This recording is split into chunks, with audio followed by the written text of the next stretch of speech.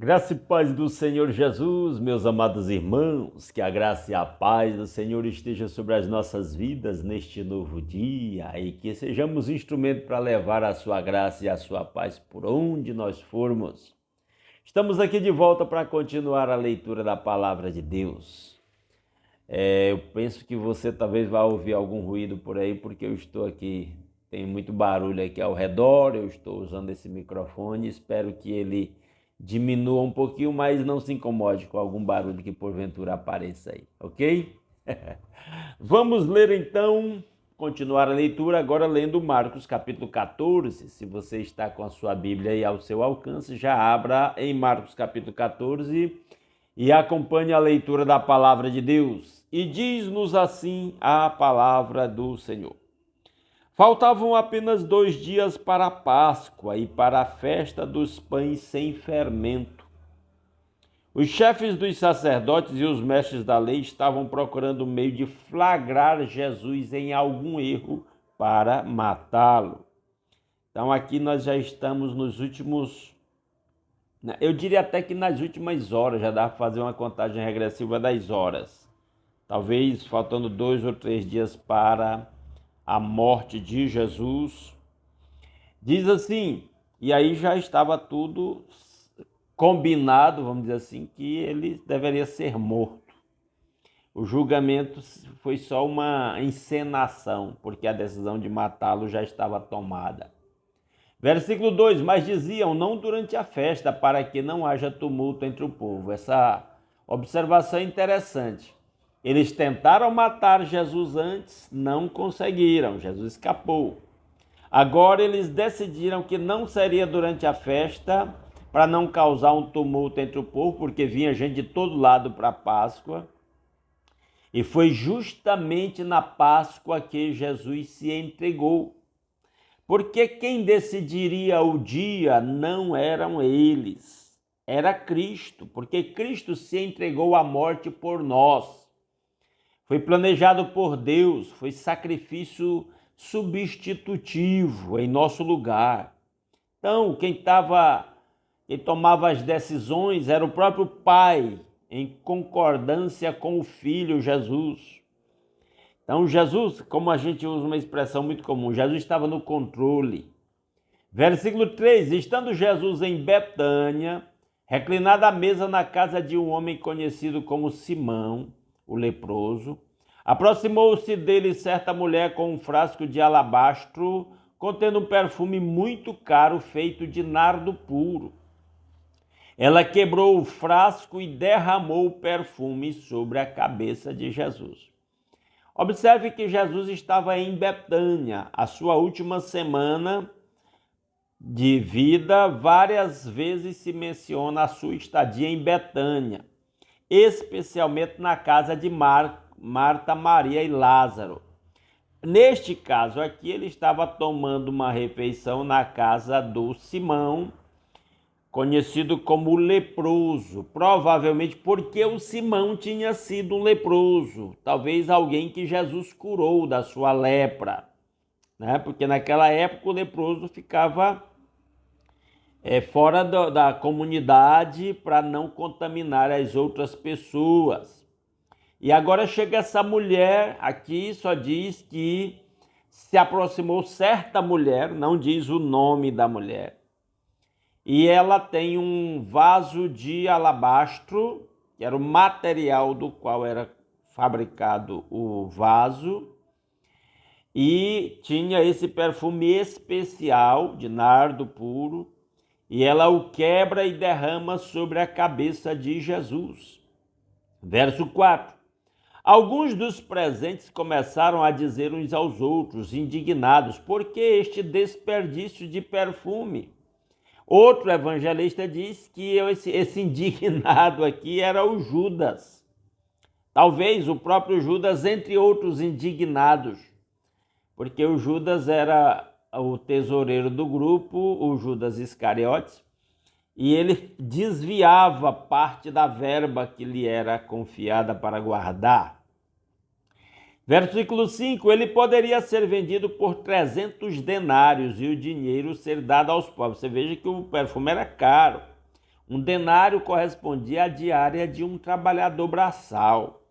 300 denários significava um ano de serviço de um trabalhador braçal. Se você calcular preços de hoje, um salário mínimo por mês durante um ano, você vai ter aí uns 20 mil reais. Eu estou calculando aqui muito rapidamente na minha cabeça, né? Então, é um valor bastante elevado, né? E aí ele diz, e eles a repreendiam severamente. O pessoal não disfarçou, né? Ficou repreendendo a mulher pela atitude que ela teve. Versículo 6. Deixem-na em paz, disse Jesus, porque a estão perturbando. Ela praticou uma boa ação para comigo. Pois os pobres vocês sempre terão com vocês e poderão ajudá-los sempre que eu desejarem. Porque eles haviam dito que seria mais proveitoso ter vendido aquele perfume e distribuído entre os pobres, para demonstrarem um coração caridoso. E Jesus está dizendo, sempre que vocês queiram fazer caridade para as pessoas, vocês terão pobres ao redor de vocês para fazer isso. Aí ele continua dizendo, mas a mim vocês nem sempre terão. E aí Jesus estava falando da sua presença física, que já estava chegando a hora da sua partida, então eles não teriam Jesus por muito tempo. Verso 8, ela fez o que pôde, derramou o perfume em meu corpo antecipadamente, preparando-o para o sepultamento. Jesus tinha consciência de que seria morto e sepultado muito em breve. E ele continua dizendo, versículo 9, eu asseguro que onde quer que o evangelho for anunciado em todo o mundo, também o que ela fez será contado em sua memória. É interessante como, vamos dizer assim, uma coisa aparentemente pequena, Jesus deu tanta importância e falou da memória que aquela atitude causaria. Como aplicamos isso a nós mesmos? Às vezes nós podemos nos achar pequenos e nossas atitudes pequenas no reino de Deus, mas está na memória do Senhor Jesus Cristo e para ele é importante.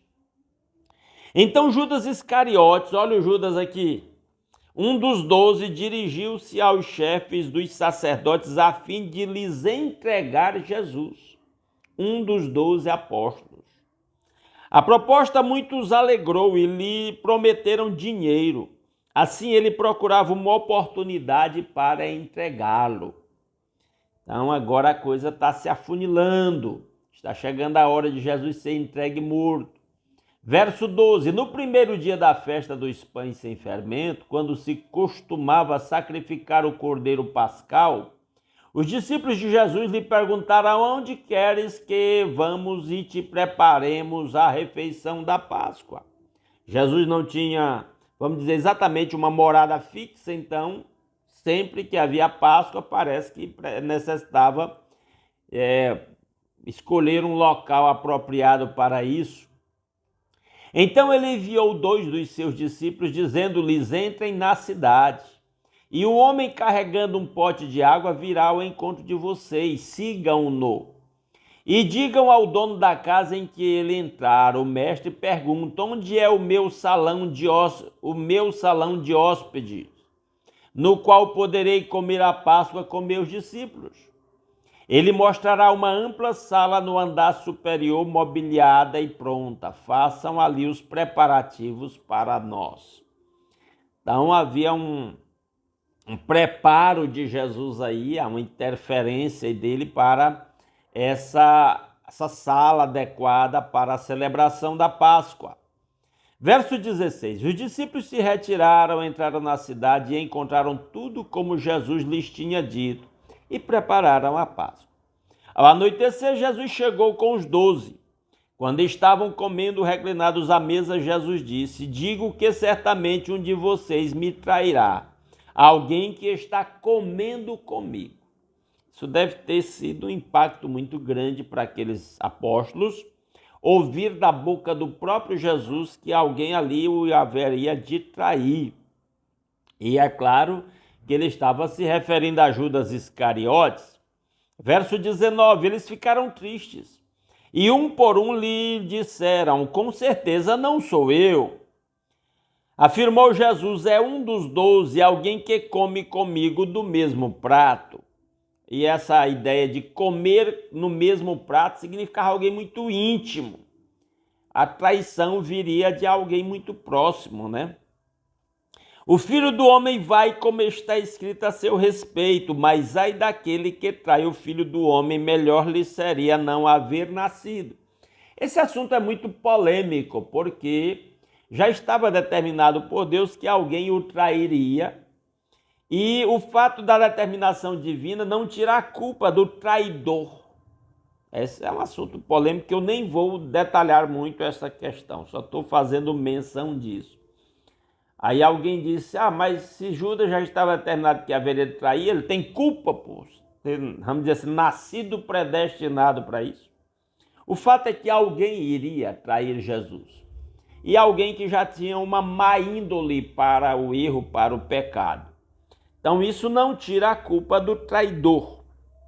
Versículo 22. Enquanto comiam, Jesus tomou o pão, deu graças, partiu e o deu aos discípulos, dizendo: tomem, isto é o meu corpo. Isso aqui foi uma novidade totalmente extraordinária para aqueles apóstolos, porque nunca tinham visto algo assim, alguém partir o pão e dizer: comam, porque isto é o meu corpo.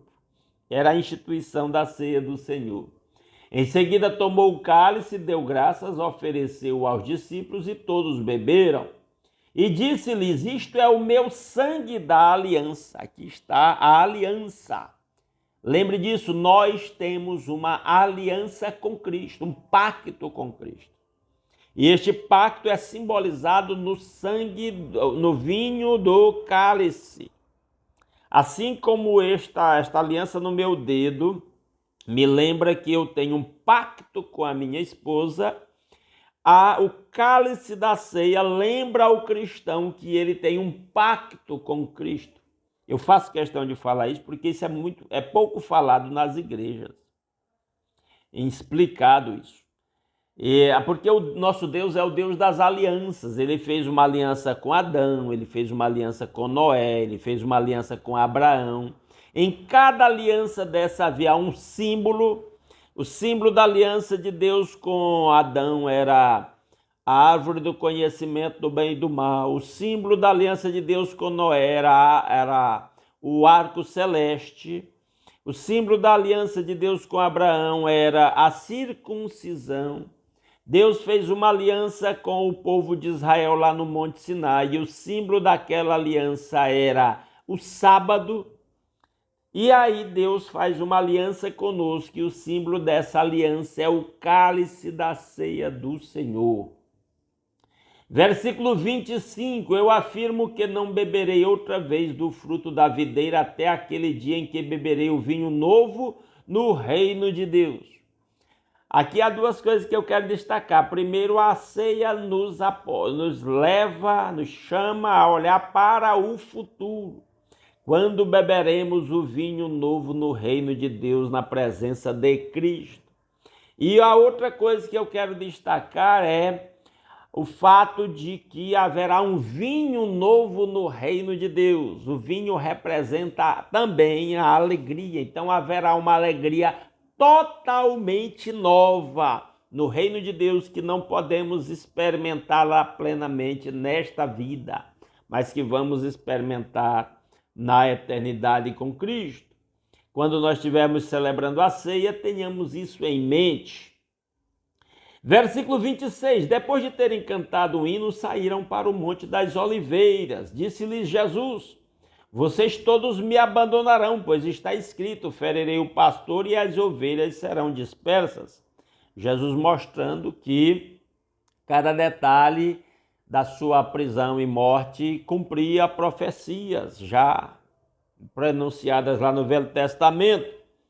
Mas depois de ressuscitar, irei adiante de vocês para a Galileia. Ele já está avisando os discípulos da sua ida para se encontrar com eles após a ressurreição na Galileia. Pedro declarou: ainda que todos te abandonem, eu não te abandonarei. Coitado de você, Pedro, não se precipite.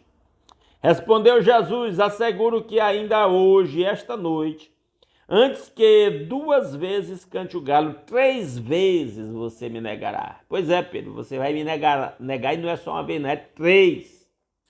Você está aí se gabando da sua própria capacidade? Pois é. Cuidado, amados irmãos, para não nos gabarmos, não prometermos algo que não tenhamos condições de cumprir. Versículo 31, mas Pedro insistia ainda mais. O Pedro era teimoso, como muitos de nós o somos. Mesmo que seja preciso que eu morra contigo, nunca te negarei. E todos os outros disseram o mesmo. É melhor dizer assim: Senhor Deus, se algum dia eu for tentado a negar o Senhor, que o seu Santo Espírito me fortaleça para que eu não caia nessa tentação. É melhor dizer isso do que prometer não negá-lo e terminar caindo neste pecado. Versículo 32, então foram para um lugar chamado Getsêmane, e Jesus disse aos seus discípulos: sentem-se aqui enquanto vou orar. Enfrente suas crises em oração. Jesus enfrenta sua crise em oração. Levou consigo Pedro, Tiago e João, seus principais amigos, e começou a ficar aflito e angustiado, como ser humano que era. E lhes disse: a minha alma está profundamente triste, numa tristeza mortal. Fiquem aqui e vigiem. Ter consciência da própria tortura que iria sofrer e da morte e do peso da responsabilidade sobre seus ombros levou Jesus a esta tristeza profunda. 35, indo um pouco mais adiante, prostrou-se e orava para que, se possível, fosse afastada dele aquela hora. E dizia: Abba, Pai, tudo te é possível, afasta de mim este cálice, contudo não seja o que eu quero, mas sim o que tu queres. Como homem, Jesus sentiu o peso daquela responsabilidade, orou pedindo se tivesse outra alternativa. É uma maneira de Jesus mostrar que não havia não há outra alternativa a não ser o sacrifício de Cristo em nosso lugar. Não há outro. Não há outro caminho, não há outro mediador, não há outro meio para chegarmos a Deus, a não ser por meio de Cristo. E aí Jesus termina a sua oração dizendo: contudo não seja o que eu quero, mas sim o que tu queres. Jesus queria ajustar, e como sempre, ajustar a sua vontade à vontade de Deus, mesmo que isto lhe custasse tortura e morte. O cristão verdadeiro precisa ajustar a sua vontade de Deus até se tiver que enfrentar tortura e morte.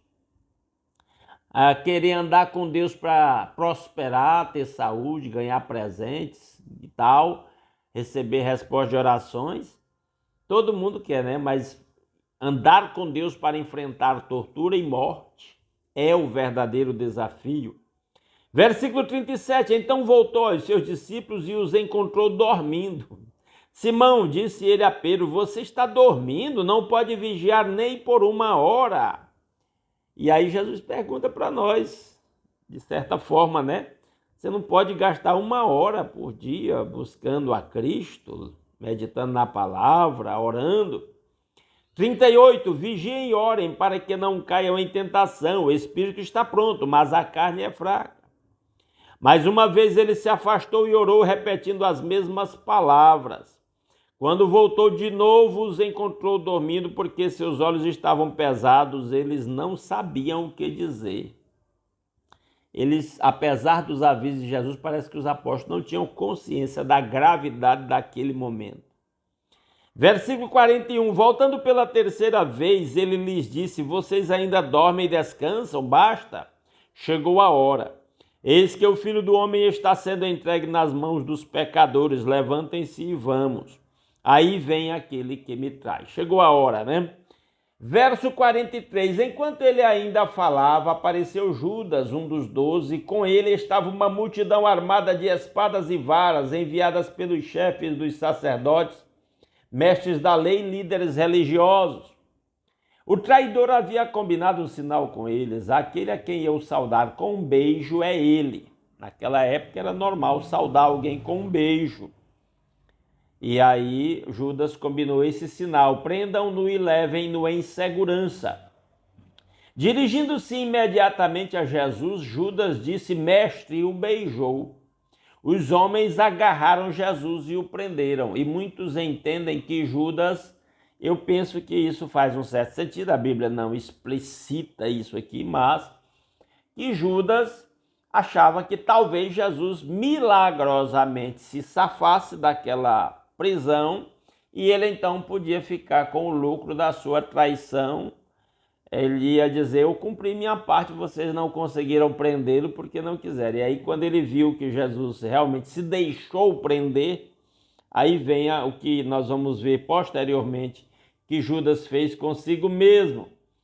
Versículo 47. Então um dos que estavam por perto puxou a espada e feriu o servo do sumo sacerdote, decepando-lhe a orelha. Essa pessoa aqui foi Pedro, que Jesus no outro evangelho deixa isso muito claro. Disse Jesus: estou eu chefiando alguma rebelião para que vocês venham me prender com espadas e varas? Todos os dias eu estive com vocês ensinando no templo e vocês não me prenderam. Mas as escrituras precisam ser cumpridas. Jesus estava cumprindo as escrituras. Então todos o abandonaram e fugiram. Não é dito aqui por Marcos que Jesus restaurou a orelha decepada da pessoa lá que teve a orelha decepada. Outro evangelho diz isso. Verso 51. Um jovem vestindo apenas um lençol de linho estava seguindo Jesus. Quando tentaram prendê-lo, ele fugiu nu, deixando o lençol para trás. E alguns estudiosos acham que isso aqui era o próprio Marcos, escritor desse evangelho, discípulo de Pedro, né? Versículo 53. Levaram Jesus ao sumo sacerdote e então se reuniram todos os chefes dos sacerdotes, os líderes religiosos e os mestres da lei. Pedro seguiu de longe até o pátio do sumo sacerdote, sentando-se ali com os guardas, esquentava-se junto ao fogo, estava fazendo frio, era de madrugada, era depois de meia-noite. 55.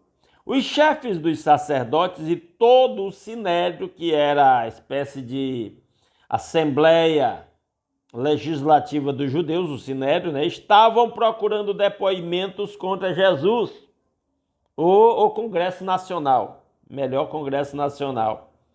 Estavam procurando depoimentos contra Jesus para que pudessem condená-lo à morte, mas não encontravam nenhum. Eles já tinham decidido a morte, não era um julgamento imparcial.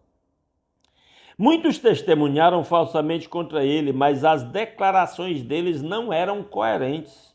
Então se levantaram alguns e declararam falsamente contra ele. Nós ouvimos dizer: destruirei este templo feito por mãos humanas e em 3 dias construirei outro, não feito por mãos de homens. Mas nem mesmo assim o depoimento deles era coerente. Jesus realmente havia dito isso no sentido figurado da destruição do seu próprio corpo, que 3 dias depois seria ressuscitado. E até no que Jesus havia dito, eles não conseguiam coerência que justificasse a morte de Jesus. Verso 60. Depois o sumo sacerdote levantou-se diante deles e perguntou a Jesus: você não vai responder à acusação que estes fazem sobre você? Mas Jesus permaneceu em silêncio e nada respondeu, porque se ele quisesse ter se defendido e argumentado, ele facilmente se safaria daquela situação, mas era necessário padecer por nossos pecados. Outra vez o sumo sacerdote lhe perguntou: você é o Cristo, o Filho do Deus bendito? Sou, disse Jesus, e vereis o Filho do Homem assentado à direita do Todo-Poderoso, vindo com as nuvens do céu. O sumo sacerdote, rasgando as próprias vestes, perguntou: por que precisamos de mais testemunhas? Vocês ouviram a blasfêmia que acham? Realmente, aos ouvidos de um judeu, aquilo soava como uma blasfêmia, um mero homem se declarando ser o Cristo, né? E aí o sacerdote faz um drama lá. Era normal um judeu, diante de uma de uma cena muito chocante de rasgar as próprias roupas diante da notícia da morte de um ente querido. E aí o sumo sacerdote faz essa encenação aqui para se demonstrar alarmado com o que Jesus acabara de dizer, para justificar a condenação de Jesus. Todos o julgaram digno de morte. Já tinham julgado, já estava decidido. Então alguns começaram a cuspir nele, vendaram-lhe os olhos e dando-lhe murros, diziam: profetize. E os guardas o levaram dando-lhe tapas. Começa a tortura. Versículo 66, estando Pedro embaixo no pátio, uma das criadas do sumo sacerdote passou por ali. Vendo Pedro aquecer-se, olhou bem para ele e disse: você também estava com Jesus o Nazareno. Olha, Pedro, chegou a hora que você disse que não ia negar Jesus. Contudo, ele o negou, dizendo: não o conheço, nem sei do que você está falando, e saiu para o alpendre. Quando a criada o viu lá, disse novamente aos que estavam por perto: esse aí é um deles. De novo ele negou, segunda vez. Jesus disse que ele negaria 3 vezes. Pouco tempo depois, os que estavam sentados ali perto disseram a Pedro: certamente você é um deles, você é galileu. Ele começou a se amaldiçoar e a jurar: não conheço o homem de quem vocês estão falando. Veja a situação ao que Pedro chegou, de se amaldiçoar e fazer juramento falso. Não foi um pecado pequeno. E logo o galo cantou pela segunda vez. Então Pedro se lembrou da palavra que Jesus tinha dito: antes que 2 vezes cante o galo, você me negará 3 vezes, e se pôs a chorar. É aquilo que eu falei, Pedro, e para cada um de nós, é melhor não prometer, é melhor pedir a graça de Deus quando surgir a aprovação, porque todos nós somos susceptíveis a negar a Jesus na hora da ameaça. Que Ele mesmo tenha misericórdia de nós, que Ele mesmo aplique a sua palavra aos nossos corações. Espero que esta leitura lhe seja esclarecedora. Se você concorda ou discorda de alguma coisa que comentamos aqui, comente aí no comentário desse vídeo, né? E se você não saia sem deixar um like, se você gosta desse conteúdo. Se não gosta, deixa um dislike, tá tudo bem, sem problema, tá bom? E se puder, compartilhe aí nas suas outras redes sociais, grupos de WhatsApp, Facebook, X, que é o antigo Twitter.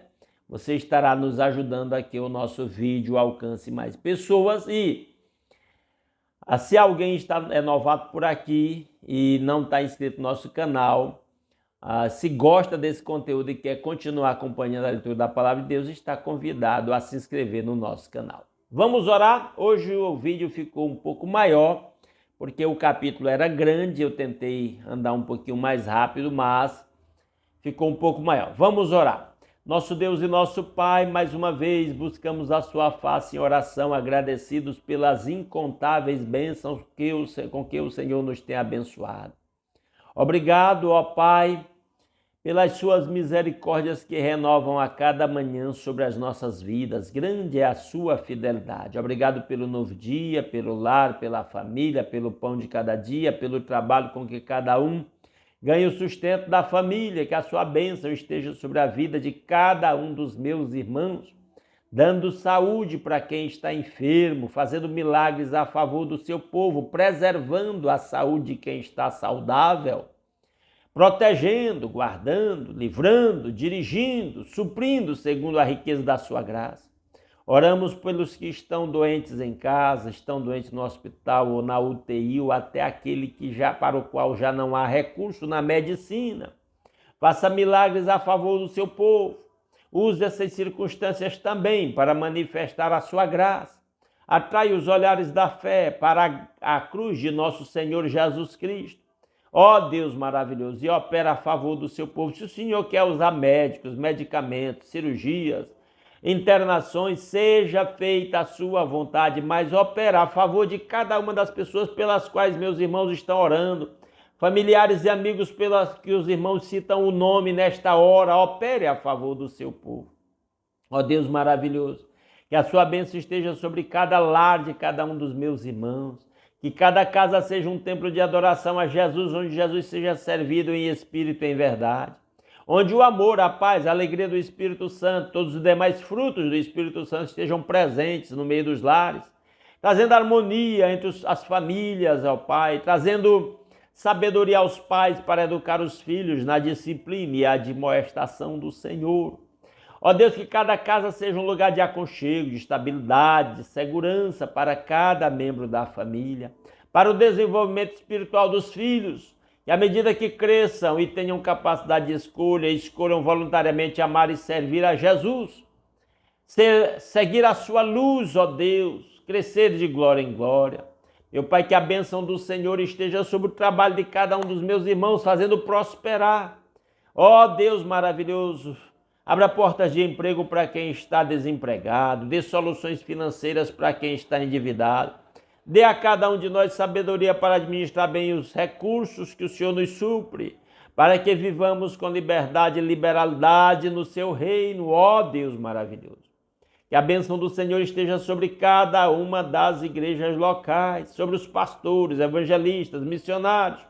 Que a sua igreja continue cumprindo a missão para a qual o Senhor a instituiu, que os pastores cheios do Espírito Santo sejam instrumentos para avivamento, ó Deus, aviva a sua obra no meio dos anos, meu Pai. Que o seu povo que se chama pelo seu nome se humilhe, ore e busque a sua face e se converta dos seus maus caminhos, para que o Senhor ouça do céu, perdoe o nosso pecado e sare a nossa terra. Ó Deus maravilhoso, tudo isso nós pedimos graças ao nosso Senhor Jesus Cristo, seu sacrifício na cruz em nosso lugar e ao perdão dos nossos pecados, a nossa reconciliação com o Pai, o livre acesso à sua presença em oração, o privilégio de fazer parte do seu povo, do seu corpo. Ó Deus maravilhoso, que a bênção do Senhor esteja sobre o seu povo por onde quer que vá nesse dia, nos protegendo, nos guiando e nos suprindo, e nos livrando de gente má, livrando de acidentes, de assaltos, livrando, Senhor, de doenças, de ataques do inimigo em geral, para que em tudo o nome do Senhor seja glorificado em nossas vidas, por onde quer que nós vá, que nós levemos a sua graça e a sua paz. Assim nós oramos agradecidos, em nome de Jesus. Amém. Aleluia. Meus amados irmãos, muitíssimo obrigado pela sua companhia. Se Deus quiser, amanhã às 5h30 da manhã estaremos aqui de volta, continuando a leitura da Palavra de Deus. Aguardo todos aqui. Um grande abraço a todos.